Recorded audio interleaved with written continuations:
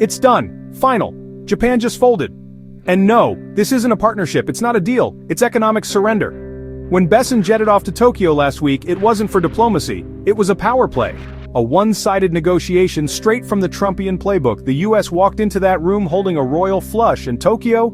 They blinked, folded, gave it all away. And what did they get in return? Nothing, not even the short end of the stick. Trump just took the entire stick. Let's break it down. This isn't your typical free trade agreement, it's more like an economic leash. Tight, expensive, humiliating. Start with tariffs. Japan will now face a 15% import tax on its car exports to the US. Yes, even their precious auto industry, the pride of Japan, got no exemption. That's slightly better than the threatened 25%, sure, but it's still a body blow.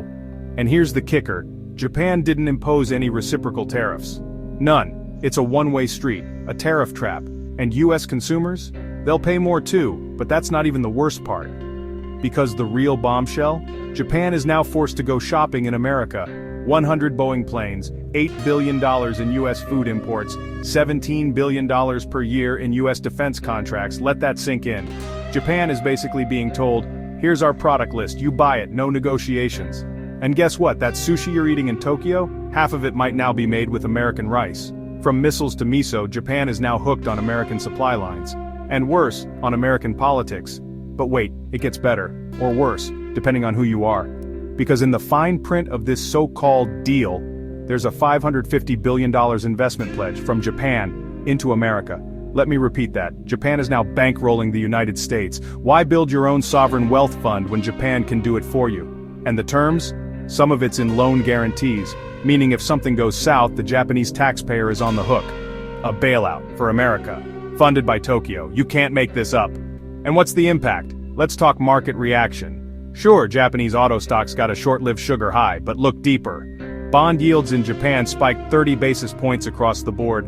Borrowing just got more expensive overnight, and economists are sounding the alarm. This deal could tip Japan into recession. Q1 GDP was already flatlining. Now, with lower revenues and higher costs, Tokyo may need to borrow even more just to survive. But from where? They can't sell their US treasuries. Washington won't allow it. So they'll borrow more, print more, and spiral further into economic submission. And this is just the beginning, because guess who's next? South Korea. Trump is coming, and he's bringing the same playbook. In 2023, South Korea exported $116 billion worth of goods to the U.S., but they only imported $72 billion back. That's a $50 billion trade gap, and in 2024 it's ballooned even more. The writing's on the wall. Expect Boeing planes, expect US beef and corn, and expect chip factories to be relocated to the Arizona desert. It's deja vu, but with kimchi. Now let's talk about the other battlefront, the US dollar. It's falling, fast. And that's terrifying Besson, because behind the scenes he knows, when the dollar drops, everything gets shaky. Foreign investors hold over $18 trillion in US assets. That includes $7 trillion in treasuries and $5 trillion in corporate bonds. And when the dollar plunges 10%, that's a 10% haircut on all of it. So now Besson is doing a wild U-turn. Suddenly he's backing Jerome Powell, the Fed chair Trump once wanted to fire. Why? Because removing Powell now would destroy market confidence. The timing, disastrous. Trade negotiations are still ongoing with China, Canada, Europe. The dollar can't afford more chaos. So instead, the game now is psychological. Pressure Powell, blame him, but don't touch him. And here's the irony. Even US companies are bleeding under these tariffs.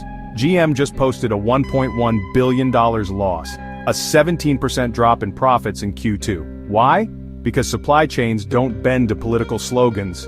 Auto parts, tariffed. Steel, aluminum, copper, tariffed. Chinese components, tariffed again. It's a 30% tax on everything that makes a car move. And if the dollar keeps sliding, input costs will soar even higher. At some point, the consumer just stops buying. That's not strategy. That's a ticking bomb. Now here's something you're not hearing on cable news. The euro is gaining ground. Quietly, steadily. Emerging markets are beginning to ditch the dollar. Poland, Hungary, Mexico, they're all issuing euro-denominated debt instead. Nearly $90 billion in new euro bonds from developing economies. Why? Because the volatility of the dollar is now a bigger threat than its value. And when the dollar swings wildly, it's impossible to budget, to borrow, or to build. The trust in the greenback is cracking, and that has terrifying implications for the entire global system. So here we are. Japan has tied itself to a sinking ship. South Korea could be next. The dollar is wobbling, confidence is fading, and the world, it's watching. Will the US weaponize its economy even further, or will allies finally say, enough?